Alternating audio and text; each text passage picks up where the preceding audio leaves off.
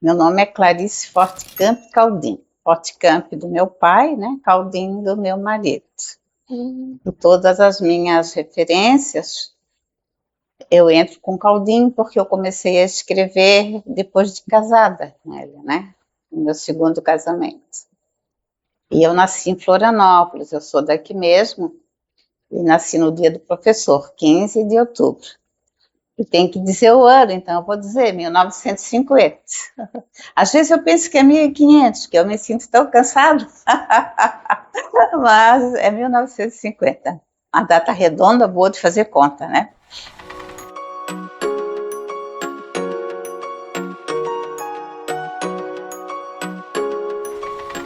As memórias da infância também bem fortes, né? Já estou naquele período que a gente lembra mais o passado, né, do que o ontem.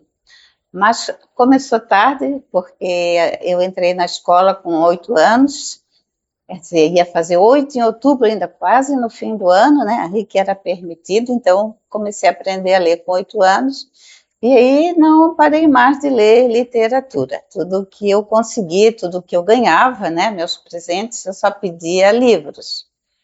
Então a minha mãe ainda, de vez em quando, não ficava muito satisfeita com isso, me dava uma boneca e tal, mas eu não ligava, não gostava. Eu gostava mesmo de ler, gostava muito de ler Monteiro Lobato, acho até que posso dizer que sou uma das, não digo filha, mas neta de Lobato, porque peguei muito assim aquele jeito dele de escrever, pelo menos meus primeiros textos eu senti isso. Naquele tempo a gente não saía do quintal, né? Todos tínhamos quintal, todos moravam em casa. Então tinha uma tia minha, a minha mãe tem 6 filhos, ela também tinha 6. Então as nossas brincadeiras ou eles vinham lá nos visitar ou nós íamos visitá-los. E aí eu brincava junto com eles, aí a gente jogava bola, eu não podia ficar num canto separada, né? Então, o mocinho e bandido, e aí eu tenho um primo da minha idade que sempre era o mocinho, então eu sobrava, eu tinha que ser o bandido. Era assim, né? Brincadeira masculina. Hoje seria considerado, né? Mas era o que eles gostavam, porque era da minha outra prima era muito nova e a minha irmã muito mais nova também. Então, ficava mais ou menos dividido por idade, né? Eu e meu primo, os outros dois, mais ou menos em duplas. Mas eu, em casa, era só leitura, só leitura. E gostava de ler no meu quarto, quietinha. Nisso eu sou muito prustiana, né? Gostava de ficar quietinha no meu quarto. Depois o meu pai construiu uma casa atrás, e lá eu fazia meus deveres, primeiro de tudo, e depois ficava lendo. Então ninguém incomodava, eu só percebia que estava à noite porque ficava escuro, né? Aí eu descia, porque o quintal tem 50 metros, era um quintal enorme, aí eu disse, meu Deus, já está anoitecendo, e ficava lendo até escurecer.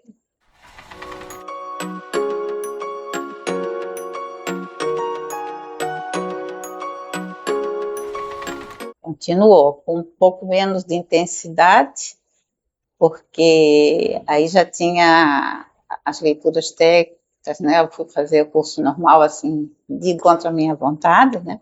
Era o sonho da minha mãe, e eu fiz a vontade dela, mas eu queria fazer o clássico, que na época tinha, na época era científico, clássico, curso normal e contabilidade, eram os 4 que tinham, que normalmente fechava o ciclo, pouca gente ia para a universidade. Mas eu pretendia ir para a universidade, né? Então eu queria fazer o clássico. Mas ela tinha o sonho de ser professora e não pôde. E eu tive que fazer esse sonho se realizar, para ela ficar feliz.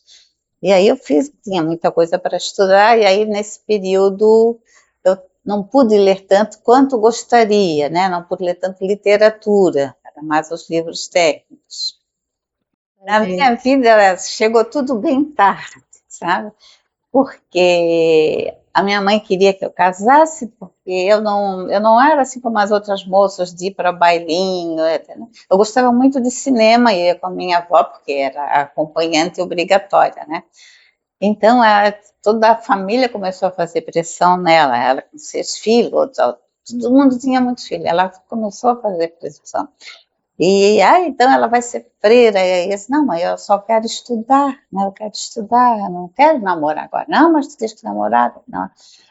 Com a pressão da família, namorei cedo, casei com 18 anos. Bom, aí era casada, agora eu podia ler romance. Aí o que eu fazia era ler romance em casa, né? Benefício do casamento. Foi o benefício. Tive 2 abortos, aí depois é que vieram meus filhos, que eu já tenho um moço de 51, moço, né? De 51, e a minha filha vai fazer 49, né? Os 2 são casados. Mas foi nesse período assim que eu pude me dedicar mais, porque depois de fazer o serviço da casa, a gente nem tinha televisão mesmo, porque eu nunca fui muito fã, aí eu podia ler os romances também, agora era casada, tinha permissão, né? E nisso fiquei muito tempo. Eu fiquei até os 38 anos, assim, até que meu marido resolveu se divorciar, não queria mais ficar com a família, ele saiu, e eu tive que cuidar da vida, tive que ir à luta, né? E eu pensei, o que é que eu vou fazer? Eu só tinha o curso, as professorinhas, como eles chamavam aqui, né? Assim, de forma pejorativa, eles chamavam as professorinhas, que tinham um curso normal. É como os livros de Machado de Assis também chamam, eu já vi novela de época também, professorinha. Aí, o que eu ganhar com isso, não dá para pagar uma empregada, não vai adiantar nada, né? Então, meu ex-marido logo foi cortando as coisas, cortou o Unimed dos filhos, a coisa ficou assim, muito apertada. Eu disse, mas eu vou fazer a faculdade como, né? Mas aí o meu pai foi assim, de extrema ajuda, né? Eu vendi a casa que a gente morava, ele tinha dado presente para mim, a casa era minha, e comprei um apartamento para ficar mais segura com as crianças. Mas aí tinha o problema também do condomínio, meu pai que ajudava a pagar, até que a casa dele, que é uma casa muito grande, quando a gente era criança era boa, mas depois ficou pequena, todo mundo foi casando, né? Ele dividiu em 3. Então, na parte de baixo ele morava com a minha mãe, e na parte de cima eram 2 apartamentos. Um a minha irmã morava e o outro meu irmão mais moço morava, também tinha casado. Aí ele saiu de lá.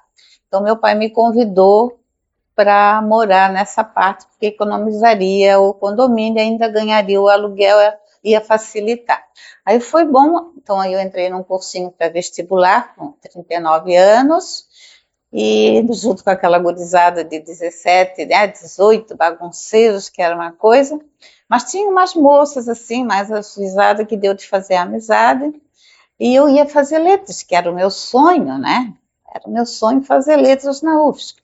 Mas na metade do ano, a Coperv fez pela UDESC, aí era o curso de biblioteconomia, entre outros. Eu disse, não, então vou tentar, porque se eu não passar, pelo menos eu vejo como é o vestibular.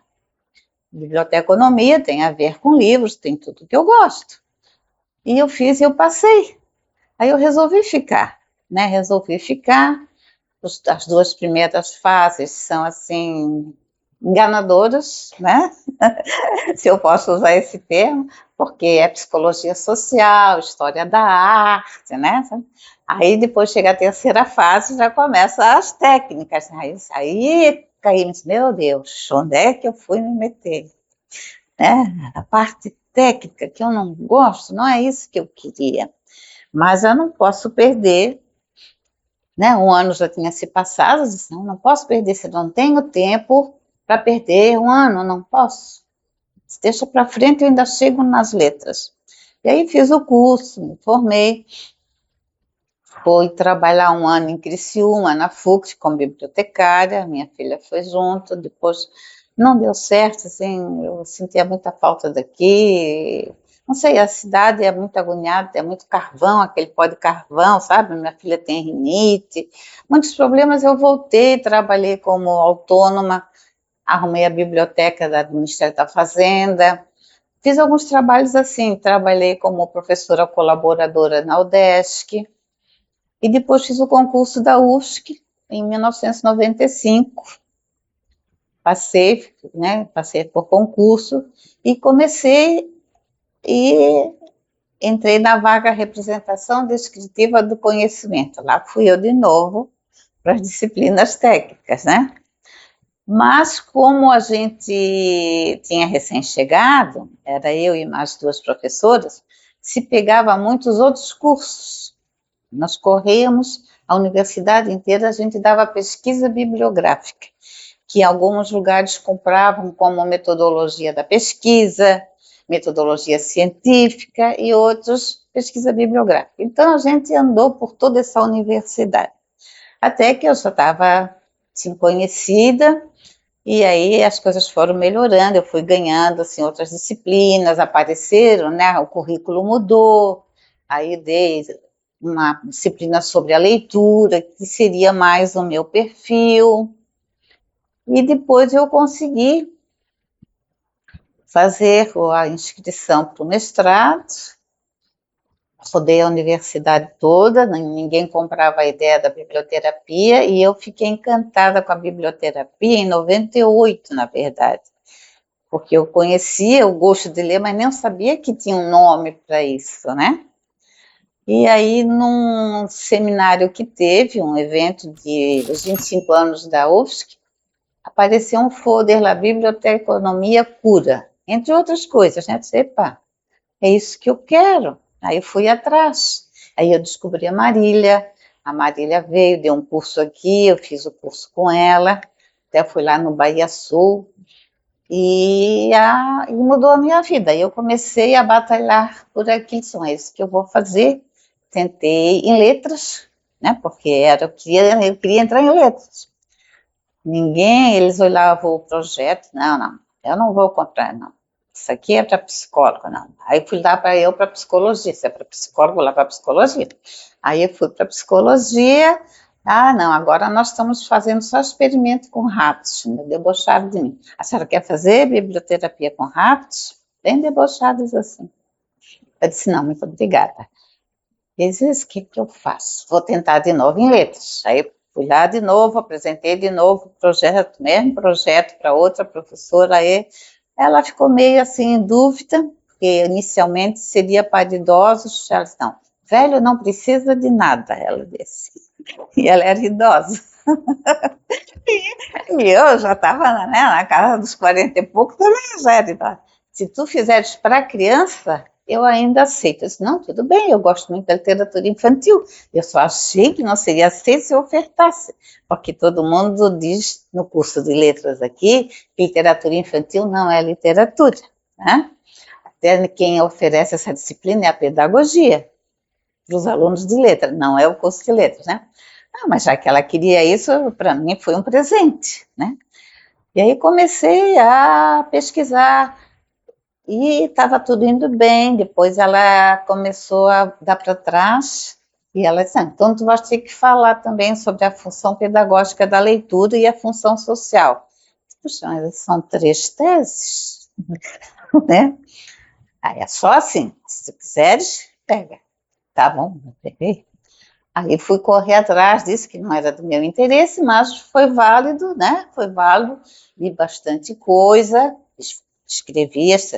E aí também ela cismou que eu não podia só escrever, eu tinha que ver os projetos de outras pessoas. Ninguém estava fazendo esses projetos aqui. Ainda bem que meu marido era muito compreensível, ele me levou no Rio Grande do Sul para ver um projeto com a função pedagógica, me levou a Joinville, o curso de letras lá fazia leitura, contação de leitura em hospital, não chamava de terapêutica, né? Mas chamava assim de prazerosa, dava um nome mais parecido. E aí eu tive que analisar então esses projetos. De biblioterapia mesmo não tinha nenhum, né? Não tinha nenhum. E eu não podia fazer nada antes de escrever o mestrado, não podia nem escrever artigo, nada. Mas entrou, eu consegui torcer de um jeito que algum desses projetos de Joinville, realmente, eles se encaixavam na função terapêutica, mesmo não dizendo isso. E ela aceitou, então eu escrevi as 3 dissertações em uma, né?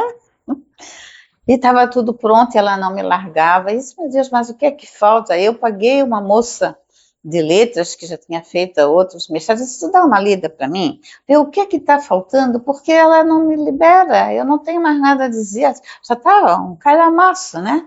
Aí ela leu, ela disse, está pronta. Eu disse, pois eu também achei, mas eu queria, está pronta a tua dissertação, está pronta, ela está te segurando de malvada. Eu fiquei bem doente mesmo, ela me deixou bem doente o tempo todo, sabe? Realmente foi uma pessoa assim que, se é para contar história de vida, vou contar, né?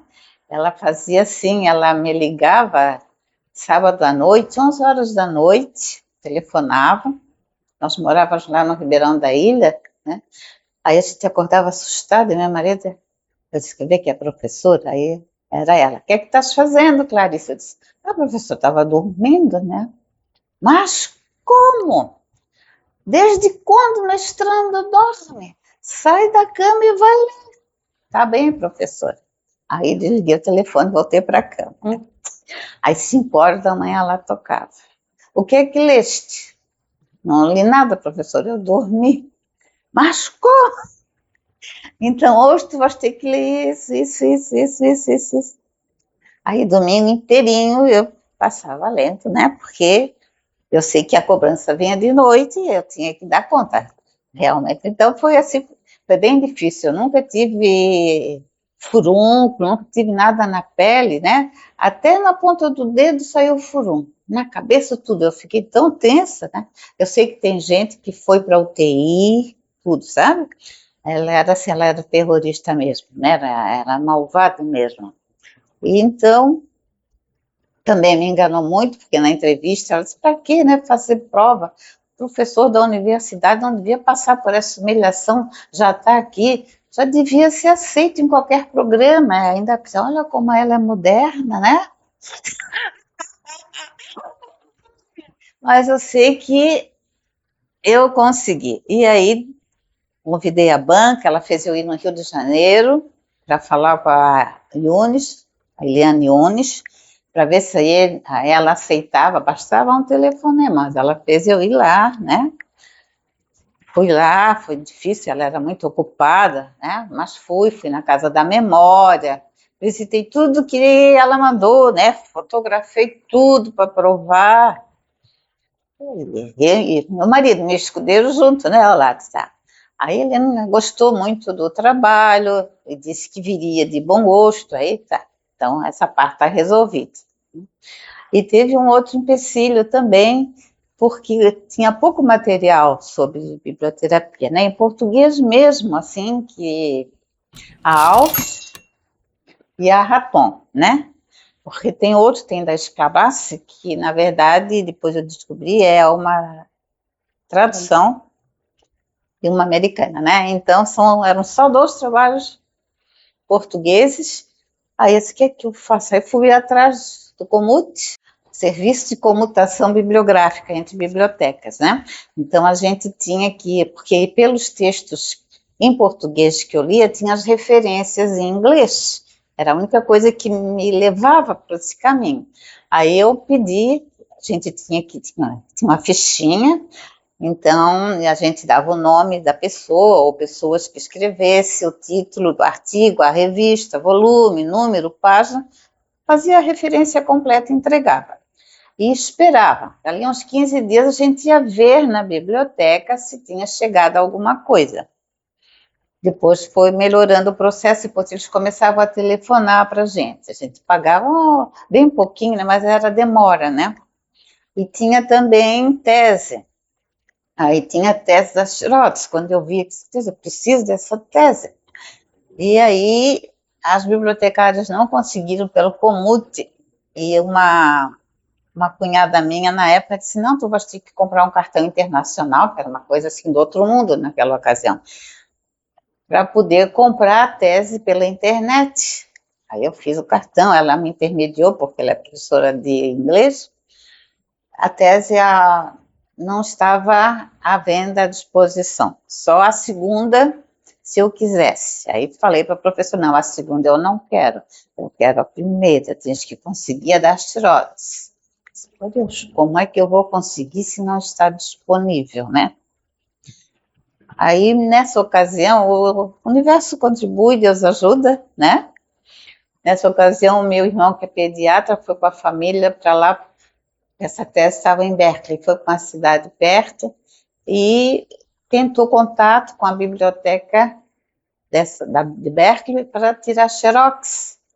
E aí era assim muito, como é que eu vou dizer, mesquinho, talvez, mas era o padrão.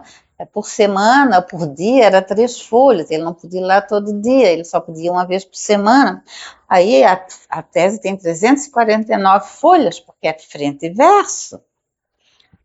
E aí, nessa toada, eu vou levar 10 anos para conseguir a tese, né? No fim, ela ficou com pena dele, né? Ele também tinha pouco tempo disponível, ele estava lá com a família e tinha que fazer o curso dele, preparar. Assim que, no fim, a bibliotecária foi mais gentil, foi cedendo umas cópias e aí eu consegui a tese inteira. Agora vamos traduzir, né? Porque eu não sei inglês. E aí falei com meu primo, que ele é dentista formado, mas não exerce, mas ele fazia tradução de todos os textos de medicina, odonto, nutrição, ele fazia a tradução. Ela não aceitou, porque ela queria um tradutor juramentado. Aí eu fui ver o preço, eu disse, não tenho esse dinheiro, eu não tenho. Poxa, se esse moço, não é porque é meu primo, é porque ele é um profissional respeitado, ele faz a tradução para os alunos de medicina, para os alunos de odonto, não é uma qualquer pessoa, né? É a pessoa que entende termos técnicos. Tem muito termo técnico da tese que eu nem usei, fala muito sobre genética, sobre cromossomo. Essa parte toda eu pulei, mas ele traduziu tudo, né? E aí ela queria que eu provasse que eu não estava copiando a tradução. Mas só, então a senhora vai ter que ler a tese em inglês, que ela também não sabia inglês, ela só sabia francês, para ver que eu realmente não faço isso. Eu sou do curso de biblioteconomia, eu respeito muito o direito autoral. Aceitou, né? Então, depois dessa tese, aí ela está. Então, agora começa a escrever a leitura como função terapêutica. Eu já tinha tudo escrito, mas não passava para ela, sem a tese. Mas eu fui continuando, né? Eu não parei nunca. E aí, ficou pronta finalmente, foi distribuída para a banca, mandei para a Eliane Nunes lá, mandei para outra professora aqui, uma professora do meu departamento, ela disse que tinha que ter, nunca ouvi falar, mas ela disse que tinha que ter, tudo bem, já era uma conhecida, foi, né? E um professor também que me ajudou muito a entender Aristóteles, que eu uso muito Aristóteles, né? E a gente não tinha livros aqui, as traduções são bem diferentes umas das outras, sabe? Não, eu não me ajudava assim a saber. E ele tinha um bom conhecimento de Aristóteles, e essa moça que leu a minha dissertação também, ela disse, olha só o que eu achei, um livro todo esfarelado, que veio de Portugal, só sobre Aristóteles, de Antônio Freire, Antônio, né, que é aquele Freire. Eu disse, ai, que bom, pelo menos agora tem material. Então, eu defendi, e antes da defesa, uma semana antes, com todo mundo já fazendo as malas, ela disse, vamos cortar toda aquela parte da leitura terapêutica, vamos ficar só com as duas, muda a conclusão. Eu disse, não, eu não posso fazer isso. A banca já recebeu o material, está gostando do que está lendo, eu não vou tirar. Ah, vai rodar, eles não vão ter aprovado, tá? Eu vou correr esse risco. E aí todos eles gostaram, e ela ficou tão nervosa que todo mundo elogiava, e que eu não vi, porque eu fiquei tão... Pois é, eu nem deixei meu pai e a minha mãe assistir, tadinho, eles ficaram lá no corredor, porque eu disse, ela vai me humilhar tanto, que eu não vou aguentar ver a minha mãe e meu pai me vendo sendo humilhado, eles vão sofrer muito. Aí eles ficaram lá, meu pai de terno e gravata, a mãe cheia de colar, mas assim, ela vai me humilhar muito, mas ela não teve chance de humilhar. E aí, fui aprovada com louvor, tudo. Ela foi o cúmulo, né? E aí tinha 15 dias, no mínimo, mas tinha mais dias, se quisesse, tinha até 3 meses para arrumar, mas pouca coisinha que sugeriram, assim, né? Coisas mínimas, coisas mínimas. Em 10 dias estava tudo pronto, entreguei, né? Entreguei a versão final para o pessoal da banca, entreguei no departamento de letras, no meu departamento e na biblioteca, que era tudo assim, né? Aí eu respirei aliviada. Tá. Aí ela me telefona, olha, pensei bem, vamos dar uma remexida geral em tudo. Eu disse, a professora já está tudo entregue. Mas como? Ela gostava muito dessas pessoas. Mas como que te entregasse sem me avisar? Não, estava pronta, estava aprovada. Eu tinha o dever para o meu departamento de letras da biblioteca, entregar o produto finalizado. Então eu fiquei assim, aí saiu assim, um peso das minhas costas tão grande, que todo mundo já percebia assim, como eu estava nervosa, porque meu irmão mais abaixo de mim, né, mais velho, ele assim, Clarice, tu acreditas então agora que existe vida após o mestrado? Eu disse, agora eu acredito, porque eu vi jeito de nunca sair do mestrado, ela me segurar ali 5, 10 anos, e eu nem tinha bolsa, nada, né? Mas foi assim, foi muito sofrido o mestrado. Aí depois do mestrado a coisa foi mais fácil para mim, aí fui convidada a escrever em revistas, aí fui divulgando, fui escrevendo artigos teóricos, práticos, né? Alguns ilustrativos das situações que a gente viveu, das sessões de biblioterapia, que agora todo mundo chama vivência, né? Está mais moderno, mas na época, por falta de outro nome, eu dei sessão. E ficava assim. E aí fui ficando conhecida e comecei a dar palestra, fui convidada para Rio Grande do Sul, fui 2 vezes no Rio Grande do Sul dar palestra. Então, o SESC me convidava. Então, comecei a ser vista. E eu disse, bom, chegou agora a hora de fazer um doutorado. Que Deus me ajude a achar um bom orientador, né? Aí, eu ainda queria fazer em letras, teimosa, né? Mas acho que não adianta. Eu vou tentar filosofia, vou tentar aquele professor que foi tão gentil, né? Fez parte da banca, tão gentil, e também ele me deu aquelas orientações tão boas, não tinha obrigação, porque ele tinha que orientar os alunos dele, eu era uma estranha, ele concordou. Ele disse, olha, eu estou trabalhando com Merleau-Ponty, Clarice. Se tu conseguires pôr Merleau-Ponty na tua tese, eu aceito. Ainda bem que eu sabia da existência dele, né? E eu tinha feito uma disciplina na pedagogia sobre ele. Nesse meio tempo eu fazia, né, disciplinas aqui e ali para me inteirar das coisas, para nunca ficar parada.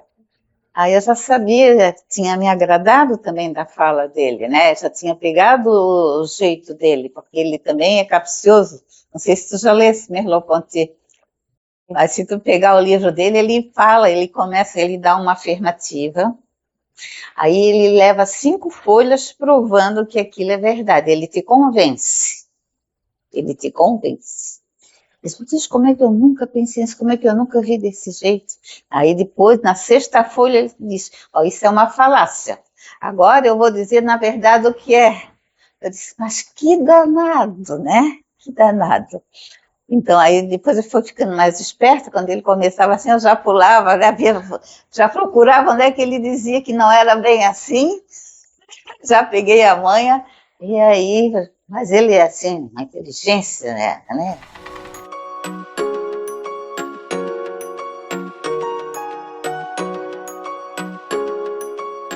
E gostei muito do jeito que ele mostra a leitura, né?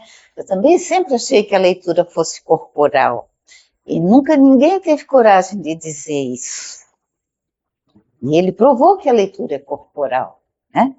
E isso assim foi uma novidade para muita gente, no departamento também, desde quando a leitura é corporal? Né? Aí eu vou explicar, né? Como é que você pega o livro com a mão, liga os olhos, se senta, cruza as pernas, se deita, né? Aceitaram, tá? E aí depois, então, da defesa da tese, que foi uma coisa assim, muito prazerosa, porque eles Ele foi sempre assim, um cavalheiro, uma pessoa assim, muito prestativa, marcava atendimento comigo até na clínica que ele atendia pessoas, ele era psicólogo e filósofo, sabe? Ele chegava a marcar horário para mim até na clínica, sem cobrar o horário de consulta, me atendia até lá, sabe? Aí eu perguntava assim, eu posso entregar isso daqui a 10 dias? Aí ele morria de rir, ele disse, olha, a primeira vez que o aluno pergunta, normalmente o orientador diz, me entrega, e eu mesmo já me cobrava, né? Eu queria terminar. Então foi assim, a parte muito boa, foi muito tranquila, apesar de eu estar trabalhando, apesar de eu não ganhar licença, eu ainda era coordenadora de curso na época, que é um trabalho desgastante, né? Mas depois da defesa da qualificação, uma das professoras lá disse, ó, essa professora não tem condições de fazer a versão final se continuar trabalhando do jeito que está. E tinha também a vice-coordenadora do curso presente, que a outra estava doente, se o curso de biblioteconomia não liberar pelo menos por 1 ano, ela não tem condições de fazer uma tese de qualidade, não sobra tempo. Aí me deram 1 ano para eu escrever a tese, então foi tranquila nesse sentido, né? Foi muito bom. Daí comecei meus projetos de pesquisa, aí fui autorizada a fazer projetos de pesquisa, a escrever em revistas internacionais, revistas, né, pontuação mais alta da CAPES, e a fazer mais palestras, então fiquei conhecida. Então, assim, no fim, acabei em letras, porque tudo foi ele era professor de psicologia, de filosofia, e dava na literatura, filosofia e ciências da linguagem, quando eu defendia meu mestrado em 2001. E aí já comecei a fazer projetos. Primeiro eu fiz um projeto numa escola onde a gente morava no Ribeirão da Ilha, uma escola estadual. Fiz um projeto sozinha, 3 vezes por semana. Eu dava era como se fosse uma aula, porque eles aproveitavam, eles tiravam o professor de português da sala, ou tirava de matemática. Quem já estivesse cansado, saía, dava graças a Deus que eu assumia, porque era uma turma muito difícil, no sentido de ser classe de aceleração. Hoje não existe, pelo menos aqui não existe mais, né? Mas tinha jovens de 14 anos até 24, e mal sabiam ler. Então, era muito difícil para a gente conseguir a atenção deles. Foi assim uma experiência empírica mesmo, porque eu tive que me inventar, me reinventar, né, virar de cabeça para baixo para conquistar aquele pessoal, uma sala grande, muita diferença de idade, muita inimizade, muita rixa entre eles, sabe? E eles também eram muito mal vistos pelos colegas da escola, porque já tinham abandonado. Tinha muitas moças que já tinham filho, então tinham abandonado a escola e voltaram, né? E outros com outras dificuldades, outros simplesmente não gostavam de estudar, mas depois foram convidados. Até a orientadora educacional me contou como foi isso. Ela disse que via, porque na frente da escola tem um tipo de uma sala, assim, para reunião da comunidade, né? Então, essa turma ficava na frente e fazia muito barulho na parte da noite, e atrapalhava os alunos da noite. Então, ela falou com o diretor, disse, vamos convidar esse pessoal para voltar para a escola? Então, eles fizeram todo um trabalho para convidar, falar com os pais, e eles voltaram, alguns a contragosto e alguns por vontade própria, né? Então, eu comecei contando história, alguns não prestavam atenção, alguns prestavam, eu fui fazendo experiências, né? Levei caixa de livros, aí eu levava livros assim com bem pouco texto, levava tudo muito colorido, e eu fiquei espantada, assim, como eles gostavam. O menino de 24 anos, para mim tudo é menino, né? Abaixo de 30 é menino. Eu não sou mais menina. Ah, é? Não, ainda sou. Eu chamo a minha filha de menina ainda, não te preocupa, para mim também tem as meninas. Eu fiquei espantada como ele gostava de ler assim, esses contos de fada, né?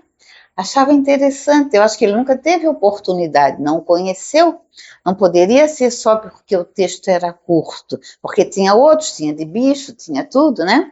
Então eu achei assim, muito interessante. E aí fomos começando a montar coisas, agora vamos montar uma história no quadro, vamos montar uma história maluca, porque já tinham lido várias coisas. E aí diz quem que dá a primeira frase? Ninguém dava. Então eu escrevi a primeira frase. Pode ser do que vocês leram, pode ser do que vocês imaginam, do que vocês já viram em casa ou no cinema. Vamos fazendo as frases. Aí fomos montando, deu os 2 quadros cheinhos. Aí disseram, professora, chega, tem muita coisa, não tem mais quadro, vamos matar todo mundo. Eu não sei como é que eu matei todo mundo, eu sei que eu matei todo mundo, aí, enfim, eles que tinham. Mas depois daquela história, eles ficaram assim mais animados, porque eles nunca tiveram a chance de falar. Isso eu percebi, não tiveram a chance, né? E a sua fala está lá no quadro para os outros lerem. Então vamos fazer um teatro. Aí eles ficaram assim, né? Como teatro? Aí eles falaram, realmente é muito cedo, vamos fazer diferente. Aí eu levei uma história, o Leão do Rei, e montamos essa maquete. A sala era para ser uma maquete para a sala toda, mas não deu certo, foram 2, né? 2 maquetes. Tudo bem, com os materiais que a escola dispunha, né? Não dispunha, era papelão, tinha a cabana do menino, que era tipo assim, um Mogli, tinha os gravetinhos para fazer as fogueiras, os caçadores, eles pegavam o barro molhado, foi tudo improvisado. E num desse canto tinha que ter um tesouro. E aí? Aí eu fui para casa ver o que é que eu tinha de bijuteria, né? E levei. Aquilo ficou o tesouro dele. E eles fizeram muito bonitinho, todas as 2 equipes. E a orientadora da educação ficou fascinada, o diretor gostou. Eles têm que mostrar para as outras turmas. Então, eles foram de sala em sala, apresentando a história com a maquete. Depois disso, eles foram vistos de forma diferente pela turma. Deixaram de ser aqueles excluídos, né? E foram vistos, sabe? Agora vocês podem fazer teatro. Agora o pessoal já vê que vocês são capazes. Então vamos fazer uma peça de teatro, tá? Aí fizemos a peça de teatro, a Dorothy, né? A Casa dos Tijolos Amarela, tinha a bruxa, tinha tudo. E aí, né, nós dividimos, cada um escolheu o seu papel, alguns ficavam só ajudando, e aí saiu o homem de lata, tinha uma lata de leite ninho na cabeça, tudo improvisado assim, né? Sapato vermelho eu consegui, não sei como eu acho que a moça calçava o meu número, porque eu sempre tive muita coisa vermelha, né? E então assim foi feito, eu fiquei escondida, né, eu era o ponto, mas não tinha como ficaria, eu ficava atrás de um pilar, e aí foi a escola toda, foi os professores todos os alunos, funcionários, e até alguns que estavam ali por perto da escola ficaram curiosos, e eles apresentaram a peça. Mas foi um sucesso. Eles ficaram lá nas alturas, né? Isso foi bom porque solidificou a amizade deles, né? Aí tinha a princesa, a Dorothy, eu disse, olha, a Dorothy é uma dama, ela não pode dizer palavrão, tem que te comportar como ela, tá? E assim foi, né? O menino, esse 24 anos, tinha muita dificuldade de ler, ele quis o papel que tinha mais fala. Eu fiquei desesperada, meu Deus, como é que ele vai? Mas ele fez perfeito, ele se reuniu no final de semana na casa de um, na casa de outro, treinaram muito, eles se esforçaram, então eu vi que eles estavam realmente envolvidos, né? Bom, eu cativei, né? E aí depois dessa parte, eu disse, bom, agora vamos passar para a segunda etapa, agora eu quero atendimento individual, isso foi até outubro, né? De março a outubro. Aí eu já era conhecida, às vezes eu tinha que ficar mais tempo, porque faltava um professor, isso era de manhã, essas atividades, a gente só tinha um curso de biblioteconomia que era de noite, mas tinha reuniões à tarde, né? Então, às vezes faltava um professor, o diretor ia lá dizer, ai, Clarice, vê se tu pode ficar mais uma hora, o professor não conseguiu vir, eu estou doente, tá? Aí eu ficava mais uma hora, a gente fazia mais atividade, consegui passar alguns vídeos, e tinha um menino que estava sempre assim, de mau humor, não olhava para mim. Aí o dia que eu passei um vídeo sobre a AIDS, ele deu um pulo assim, ele acordou. E aí alguns começavam a cochichar e diziam, fiquem quietos, eu quero escutar. Eu disse, olha, conquistei finalmente esse moço, né? Coisa boa. E aí, então, eu queria agora conversar com eles individualmente. Agora eu já era conhecida, eu não era mais uma pessoa estranha, que já tinha criado um vínculo. Aí a orientadora achou uma salinha, eu levei outros livros para eles, assim, a gente espalhava na mesa, ia um de cada vez. No começo eles entravam com medo, eu já disse, avisa para eles que não é prova, né? Não é prova, eu não estou avaliando, eles não vão ser reprovados em nada, é só uma conversa. Mas eles, os primeiros que foram, entraram com muito medo, né? Que iam rodar, porque não, e primeiro eu tinha que fazer todo aquele cuidado, aí depois os próximos já sabiam, então já vinham com mais tranquilidade. Aí eles escolhiam dali o que queriam ler, alguns gostavam de ler, alguns pediam para eu ler. Aí eu começava a puxar a conversa, né? Puxava a conversa. Houve muita identificação, houve muita reflexão, sabe? E eu pude ajudar, assim, as crianças.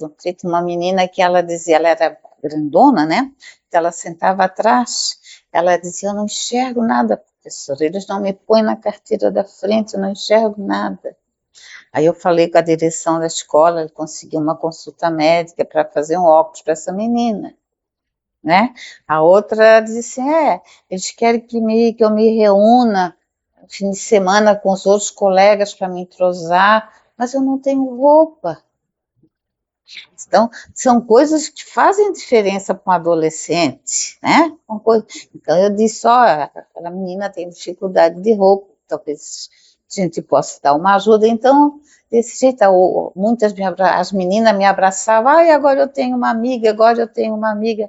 Posso contar tudo para ele? Podes contar tudo que tu quiseres, não vou contar para ninguém, né? Aí fiquei sabendo de tanta tristeza que elas já passaram na vida, tanto assim, é mais, assim, como é que eu vou te explicar?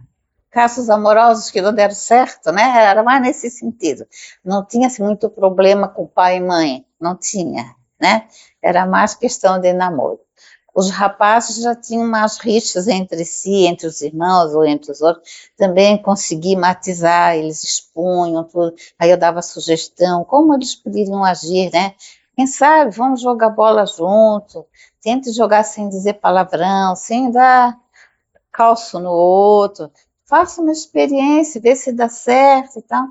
Eu sei que aí eles foram ficando mais próximos de mim, fizeram relatos, às vezes eles queriam escrever, eu levei caderno, se vocês querem, não querem falar comigo, vocês querem escrever, vocês escrevem, todos queriam falar. Aí eu perguntei se eu podia escrever, eu escrevia, dava para eles ler, foi isso mesmo que tu dissesse, não vai aparecer em lugar algum, é só um registro meu.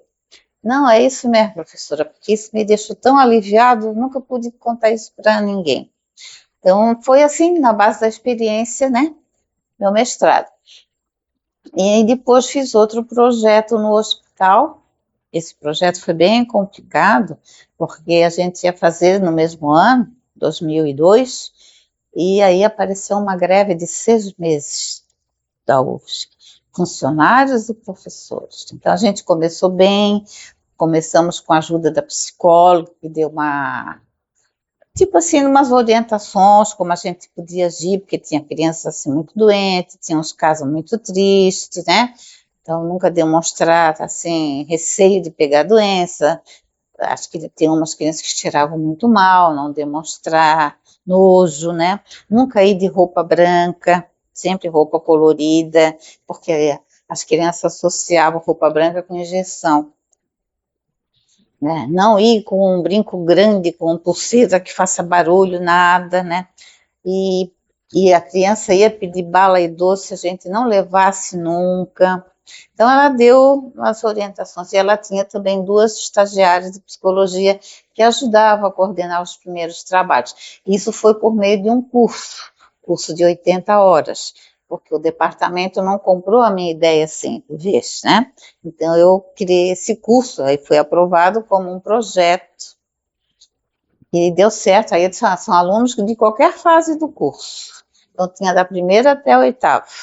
O curso era de manhã, quarta-feira de manhã, conseguimos uma sala, e ali a gente estudava a parte teórica, depois preparava as histórias, se treinava ali para cada um dar a sua opinião, o que é que poderia ser melhorado, e aí se fazia, quando era possível, de quarta até domingo. Depois, com a greve, nós continuamos por um período, até que não foi mais possível, aí ninguém mais tinha dinheiro, nem eu, nem para gasolina, nem para ônibus, nada, né? Nós ficamos sem receber 6 meses. Foi um período difícil, que eu fiquei meio marcada no departamento no começo, porque eu não queria fazer greve. As crianças estavam gostando, né? As mães estavam gostando, as enfermeiras estavam gostando, paravam para escutar, né? Ficava assim uma plateia grande. Às vezes era pai e mãe sentados junto. Tinha aquelas crianças que estavam cheias de tubo no leito, a gente ia até lá. Aí a mãe agradecia tanto, a mãe disse, puxa, primeira vez que uma pessoa vem contar uma história para o meu filho, nunca vi isso na vida, ela dizia, né? Então foi assim, para as crianças, foi muito bom. Para nós foi muito difícil, justamente pela greve. E aí, quando retornou tudo, o professor que era chefe da pediatria, o médico tinha perdido o projeto, aí ele disse que nós não podíamos dar continuidade. Eu tinha em casa ainda, né, tinha no computador e tinha em casa, levei, passou de novo para aprovação da pediatria. A psicóloga já tinha saído para o mestrado, aí não tinha mais as estagiárias, aí a gente não podia mais fazer de quarta a domingo, ficamos mais ou menos restrita a sexta, sábado e domingo. E os horários mudavam, um dia eles diziam, pode vir às 5 horas, aí chegava lá, não podia. Éramos revistados todas as vezes que entrava, e tinha um senhor que vendia livros para os alunos de medicina, né? Ele ficava escandalizado, dizia, mas vocês ainda não conhecem essas moças? Vocês não estão vendo essas moças e a professora toda semana aqui? Elas revistavam porque achavam que a gente ia levar doce para as crianças, sabe? Não acreditavam, não. E ele que brigava por nós, né? Nós conseguimos, né? Deu certo, escrevemos um artigo, mas esse foi complicado por causa da greve, e aí mudou tudo, né? Foi cortado, as crianças já eram outras, aquelas que a gente já tinha criado amizade já tinham alta, já tinham tido alta. Mas deu certo, deu certo. E depois desse curso, eu disse, agora eu vou oferecer de novo. Já publiquei artigo, vou oferecer de novo para o colegiado. E aí passou em outubro de 2002, passou como disciplina optativa. Aí depois continuamos, né? Quando foi aberto como optativa, eu não fiquei assim aborrecida, porque eu pensei, puxa, se é optativa, qualquer aluno da UFSC pode fazer. Depois eu fiquei sabendo que da UDESC também podia, sabe? Então, tinha muitos cursos que exigia disciplinas optativas, entre eles o curso de secretariado, mas não oferecia nenhuma optativa. As meninas andavam loucas pela universidade tentando achar, porque tinha que fazer.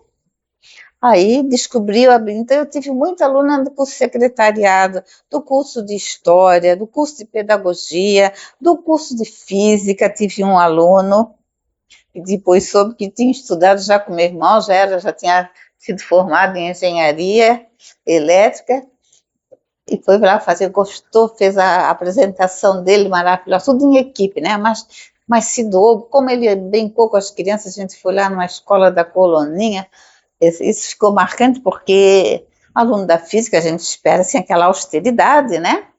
Engenheiro também, não, mas ele se divertiu, ele fez as crianças rirem de tal jeito, assim, foi lindo de ver, sabe? Foi lindo de ver.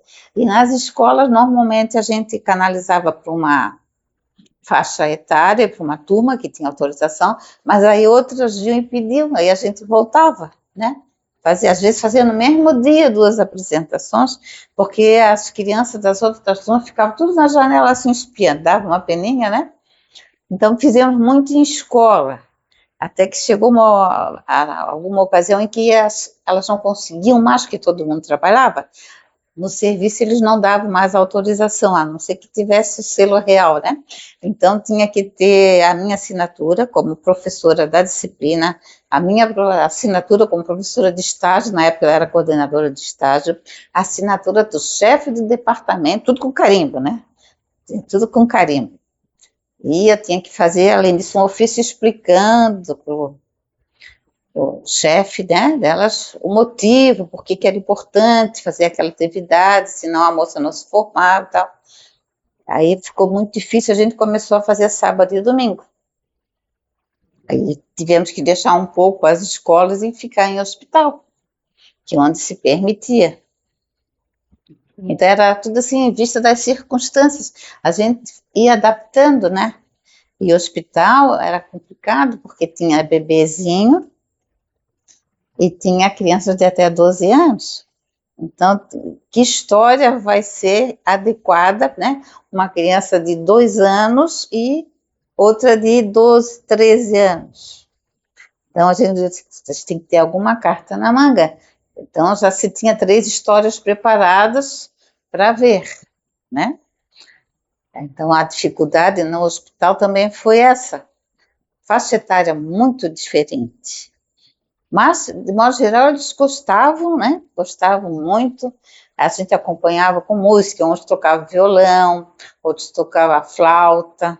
Teve um aluno que fez a história, o flautista de ramo, ele tocou a flauta, e foi um sucesso. Parou o hospital, as enfermeiras tudo pararam, nem deu para fazer na sala que a gente fazia, porque todo mundo queria ver.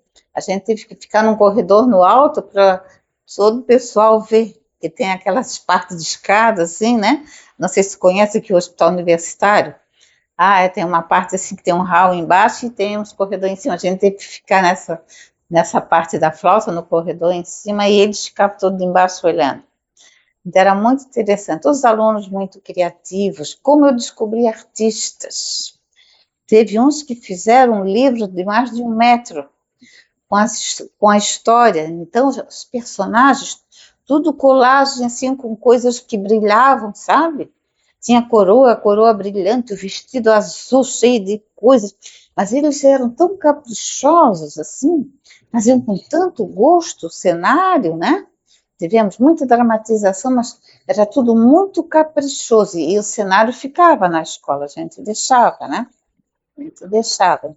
Então, os alunos vinham para casa tão contentes, eu acho que vinham mais contentes do que aqueles que recebiam a história, né?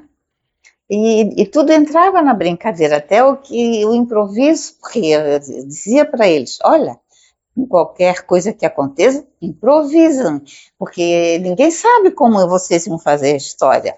Aí, numa creche que a gente foi lá, acho que era Ponta das Canas, que tem um asilo também, e esqueço que tu não é daqui, fico falando uns lugares assim, é uma praia que tem um asilo para idosos, também tem uma creche, onde abandonam assim as crianças que as mães não querem, e até ir para adoção, alguma coisa.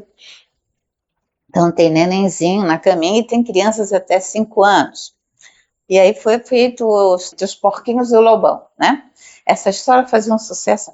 E tinha uns fios pelo meio da casa. Numa dessas, o lobo tropeçou no fio. E como eu já tinha assim, improvisa. E aí eles riram, acharam o máximo o lobo ter caído no chão. Não foi de propósito, né? Ainda bem que a moça não se machucou. Mas a gente fazia muito essa história, eles gostavam do lobo. Muito interessante, porque contradisse muito o que o Bettenheim falava, né? Que as crianças tinham que ter a visão do bonzinho, do que faz tudo certinho, e não, eles torciam pelo lobo. E até a gente foi ali atrás do Jardim dos Bombeiros, também tem uma creche, foi feito ali, e um aluno levou uma máscara de lobo tão assustadora. Eu disse, ai meu Deus, tu vai entrar com essa máscara, que será? Eu fiquei com medo, disse, ai, o que vai dar nisso, né? Olha, quando acabou a história, era fila para eles porem a máscara. Todos queriam pôr a máscara do lobo, ninguém ficou com medo, só eu. Então, é tanta história que eu tenho para contar que daria assim, uma semana inteira, eu não posso fazer isso, né? Mas então era sempre muito gostoso, porque os alunos também precisavam disso. É um curso técnico muito pesado, né? Muito pesado. Então eles diziam mesmo, aquilo era um relax, era um alívio, aquelas atividades. Eles faziam com muito gosto. A gente ensaiava bastante e, claro, nunca saía igual, porque alguém esquecia alguma coisa, mas isso ficou gravado nele. Improvisa, né? E os outros entrem no improviso. Faço como a comédia dell'arte. Aí eu expliquei, né, que a comédia dell'arte tinha o roteiro, só tem um roteiro e dali cada um fala o que quer e todo mundo... Foi assim que começou na Itália. Então eu expliquei e eles entraram nessa. Então foi um período assim maravilhoso da minha vida. Foi um período maravilhoso, né? Muito bom, muito bom. Muito melhor do que da catalogação, classificação, sem dúvida alguma.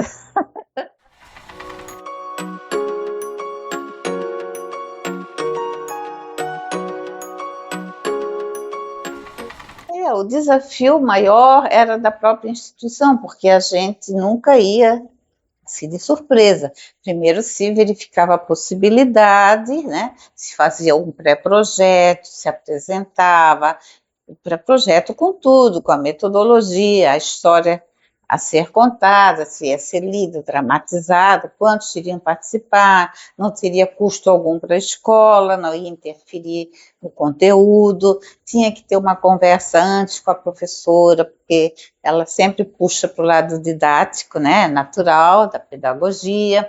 Então, essa parte na escola era mais difícil, porque eu tinha medo, assim, que quando a gente saísse, aproveitasse a história para fim didático. Esse era o meu medo, né? Esse sempre foi o meu medo. E não sei se aconteceu ou não, né? Muitos alunos depois voltaram lá, porque muitos queriam fazer na escola que tinham estudado. E muitos tinham filhos que estudavam naquela escola, então queriam fazer. Muitos tinham filho em creche, então queriam fazer naquela creche, que era mais fácil conseguir, né? Mas, assim, a coisa assim, que me deixou muito triste foi num asilo, um asilo pago, num bairro aqui, que tinha se tratado, tinha duas donas que eram sócias, foi tudo tratado com uma das donas, e ia ser, assim, uma coisa muito bonita, as alunas tinham levado radinho para tocar, ia ter bastante música junto com a história, longe, longe, longe, cedinho, a gente já estava lá 8 horas, porque tinha que ser bem cedo, antes da hora do banho delas e tal, foi tudo acertado. E aí, quando nós chegamos lá, eles não deixaram a gente entrar.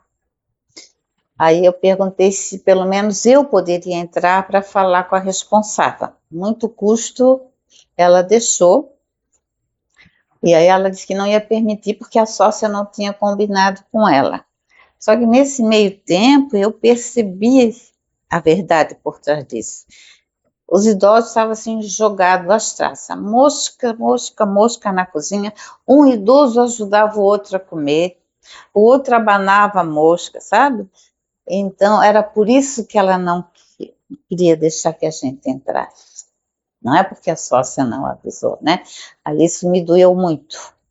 Depois a gente foi em outros asilos, aí já foi melhorando, eu, né, vi que não era sempre assim, mas me estranhou porque não era de cunho assistencial, era pago, né? Então, os asilos de cunho assistencial era muito tranquilo, a gente fez várias vezes aqui na Mauro Ramos, fizemos em outros bairros aí, fizemos tanto em pago como de cunho assistencial, em vários deles, e todos foram bem aceitos, né? Sempre com muita música, porque o idoso gosta, né? E tínhamos que tirar bastante tempo no asilo para escutar as histórias deles, né? E teve um caso muito interessante que eu esqueço o nome da aluna, mas não Não a personagem que ela fez, foi Dona Baratinha, né? Até hoje eu encontro com ela na rua, ainda chamo de Dona Baratinha. E aí tinha um idoso safado, sabe? Ficou dando em cima dela. Quer casar comigo? Quer casar comigo? Ela lá fazendo a apresentação e o idoso assim em cima dela, né? Ai, casa comigo, porque ela estava procurando marido, a Dona Baratinha. Ele se ofereceu para casar com ela. Então, aí depois a gente deu um tempo de asilo onde fosse homem, porque elas ficaram um pouco preocupadas, né?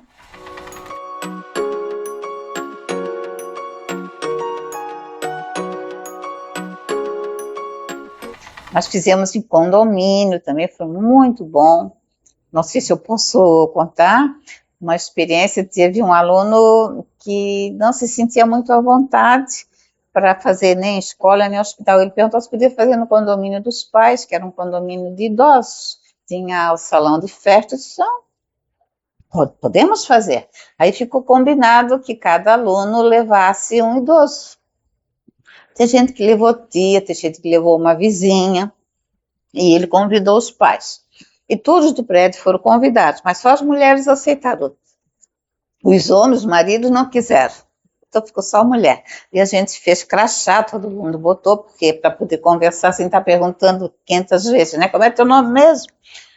E aí eles fizeram a dramatização da a velha contrabandista do Stanislau Ponte Preta. E ela contrabandeava lambreta, né? Você lembra da história? Crônica. É uma crônica, ela passava todo dia com um saco, né? E aí os policiais paravam, abriam o saco, só tinha areia. Não pode, até que um policial disse, não, eu não conto para ninguém, eu deixo a senhora passar. Mas me disse, o que é que a senhora está contando? Era a lambreta, né? Então eles fizeram a lambreta toda em isopor, tudo bonitinho, né? E aí foi uma festa, todo mundo levou comida, teve café e fizeram brincadeiras. Eu sei que deu 7 horas da noite, ninguém queria ir embora, foi num sábado. Ninguém queria ir embora. E tinha que fechar o salão de festas, porque a moça tinha que limpar, responsável, né? Então, isso foi uma experiência muito boa. E outra que também foi num município vizinho daqui, que a gente foi de carona com o aluno se perdeu, rodamos, disse, meu Deus, claro que nós vamos chegar lá. E já tinha 2 alunas esperando nesse condomínio, já tinha organizado tudo, e estavam nervosos que a gente não chegava, mas achamos. E aí tinha a zeladora, a síndica, na verdade, a síndica tinha feito propaganda por nós, tinha colado em cada porta, porque eram blocos, né, vários blocos, o dia, a hora, o que ia ser feito, para todos comparecerem. Aí não estava chegando ninguém, os homens estavam jogando bola, os meninos jogando bola. Será que não tem ninguém? A gente trouxe tanto lanche e tanta coisa para brincar. Não, aí começaram a chegar as meninas, todas enfeitadas, como se fosse para uma festa, sabe? De rímel, de batom, vestido de festa. Para elas foi uma festa, né? E aí começou as brincadeiras e os risos, tudo. Os pais começaram a ficar curiosos. Então, para eles não entrar sozinhos, eles pegavam um filho, um dos pequenos, que podia carregar no braço, e entravam. E aí os homens começaram a ver que ele está entrando também. No fim, eles entraram até sozinhos. Aí foi uma festa geral, né? Foi distribuído o livro, tudo. Então, foi muito bom no condomínio. Foi diferente, porque a gente tinha assim, muito tempo livre, né? Na escola era muito restrito, era só aquele tempo certinho. No hospital também, o tempo era restrito, a gente tinha que administrar muito bem o tempo.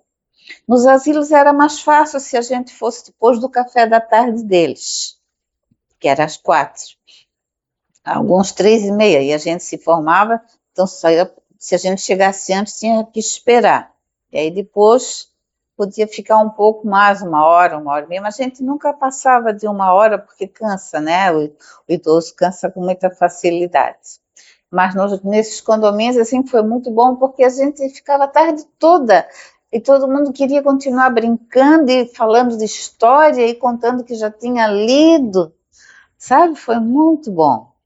A senhora tem algum outro espaço Foi feito em prisão, mas esse eu não tive autorização Certo. para ir, só a aluna, que a aluna tinha uma amiga que trabalhava lá, então no espaço da aula do supletivo, ela podia ir. Então ela fez isso, ela teve que fazer sozinha, eu só dei as ajudas, assim, as orientações. Foi muito bom, porque as presas viviam muito tristes, elas não eram, assim, culpadas de nada, né? Elas tinham acobertado o companheiro, né?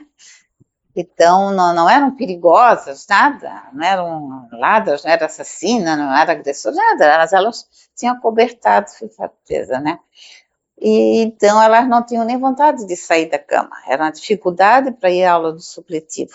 E aí, quando a aluna chegou com essa proposta, que era diferente, elas foram curiosas, gostaram. E elas gostaram, elas começaram a escrever cartinha para os companheiros, porque antes tinha fila no telefone, elas tinham direito de telefonar para a ala masculina. Então, era fila no telefone, né? Pouquíssimos minutos para cada uma. Mas agora elas começaram, então, a escrever cartinha para os companheiros, assim, quem levava também, não sei, provavelmente os funcionários da penitenciária, né? E começaram a escrever um jornalzinho da vida delas, tinha um jornal semanal, depois teve um jornal diário, e aí elas queriam mais livros, eu comecei a catar tudo que eu tinha, né?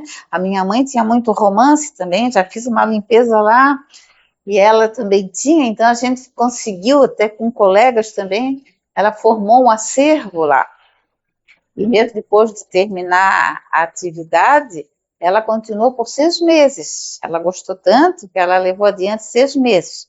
Aí depois ela parou porque também já tinha que fazer o estágio, tinha que dar prioridade também para as coisas do curso dela. Mas foi uma coisa boa porque foi assim sistemático, né? Ela criou laços. Porque isso da gente ir fazer uma atividade e sair não cria laços. Ela criou laço lá, então foi pena que não deu, foi a única experiência que a gente teve aqui, mas foi muito bom. Agora parece que tem mais abertura, acho até que uma professora da UDESC está tocando assim nos presídios, né? Mas era difícil, então teve assim, esses problemas que acontecem em todo lugar. Nunca ninguém faltou, nunca nenhum aluno ficou doente na atividade. E se às vezes era uma dramatização e faltou personagem, a equipe era de 5, faltou o 6º personagem, alguém de outra equipe já se prontificava, já tinha feito a sua atividade, mas ia junto, treinava e fazia. Então houve muita união. Eles se uniram, os alunos da turma de biblioterapia ficaram amigos, não ficaram colegas, ficaram amigos, todos eles. Sabe, isso foi uma coisa muito boa. A gente ia junto, eu ia junto com eles para a cidade, porque às vezes tinha demanda muito grande que uma vez só não dava, era de noite a aula, né? Mas quem conseguia fazer de manhã, algumas pessoas conseguiam. Aí eu tive que criar uma turma de manhã e foi lá no socioeconômico que conseguiu uma sala. Recebemos tanta reclamação, porque às vezes fazia barulho, né? Cantava, dançava, tudo isso. Recebíamos tanta reclamação, mas continuamos. E aí a gente de lá saía para as lojas, porque eles queriam comprar enfeite, máscaras, né? Queriam comprar copinho de papel para fazer o chapéuzinho, e um monte de coisa que eles inventavam. Eles tinham uma criatividade fantástica. E eu ia junto com eles para comprar, né? Então, era assim, nós ficamos amigos, todos ficaram amigos. Não tinha rixa, não tinha discussão em sala de aula, sabe? Foi um entrosamento total, todas as turmas nesses anos, quase 20 anos, nunca houve assim, uma discussão em sala de aula, nunca houve uma discussão na hora de fazer atividade, nem fora da sala, ficaram amigos mesmo, e isso me deixou muito feliz. Tá certo, professora. Eu não sei, né, se dentro de toda essa história com a biblioterapia a senhora quer destacar mais alguma coisa que talvez as nossas perguntas aqui não tenham contemplado. Aí, se a senhora quiser, né, fica à vontade, senão a gente vem para a última pergunta. Eu só queria destacar, porque depois acho que postasse no status que tem tempo de plantar e tem tempo de colher, né? Então, aproveitando essa tua fala, eu plantei, né? E agora eu estou colhendo. Isso me deixa feliz, porque o Evandro foi um aluno meu, né? Hoje dá aula lá no Chapecó, de biblioterapia, fez o doutorado em biblioterapia, né? A Carla, professora da UNO Chapecó, e também já escreveu livros, fez o mestrado em biblioterapia, escreve muito, faz muita palestra, muito curso, né?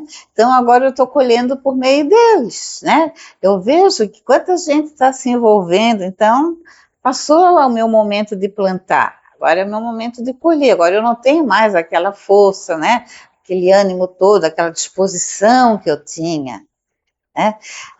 Ando de muleta, depois você vai ter que cortar esse giné que aparece daí. Ando de muleta até no final, já quase no final da minha jornada, perto da aposentadoria, eu nem podia acompanhar alguns alunos, porque a gente ia junto para dar avaliação. A Carla ia muitas vezes, porque tinha escola que tinha escadaria enorme, ou tinha lugares que era um morro enorme, e o Uber não queria subir, né? Então, ela me ajudou muito nessa hora. Eu dizia para os alunos, a avaliação dela é a mesma minha, a nota que ela der vai ser a nota, né? O Evandro me ajudou muito nesse período, porque eu já estava com problema no joelho, fiz cirurgia, ele ministrou disciplina, teve que ser orientado por outra professora, eu fiquei só na retaguarda, né? Mas tinha que assinar outra professora, né? A Marli, que está comprando a ideia que talvez jogue na pós-graduação. Inclusive, o Evandro deu há pouco tempo na graduação de biblioteconomia, né? Mas é a professora Marli que ficou responsável até para terminar a tese dele. Porque quando eu me aposentei, eu poderia ter continuado, mas eu já não estava enxergando mais nada. Eu tinha que fazer rapidamente a cirurgia de catarata das duas vistas. Eu disse, Evandro, eu não estou enxergando mais, eu não tenho como ler, te orientar, não dá. Eu não conseguia nem ver a televisão, não é ler a legenda, não conseguia ver, né, as figuras, era tudo assim nebuloso, isso não dá. Aí ele disse, não, eu consigo hoje, falou com a Marli, então a Marli foi muito gentil, muito boa, muito prestativa, e está comprando essa ideia, então é possível, né, que ainda saia no nosso curso pós-graduação essa disciplina. A Marli sempre foi muito companheira, toda a banca de TCC, ela dizia, quando tiver banca de TCC de biblioterapia, mestrado em biblioterapia, me chama. Realmente, ela participou de todas as bancas de TCC, ela foi, toda de mestrado também, a Marli estava presente, ela gostava da ideia, né? É a esperança, então agora vamos colher, estou colhendo agora.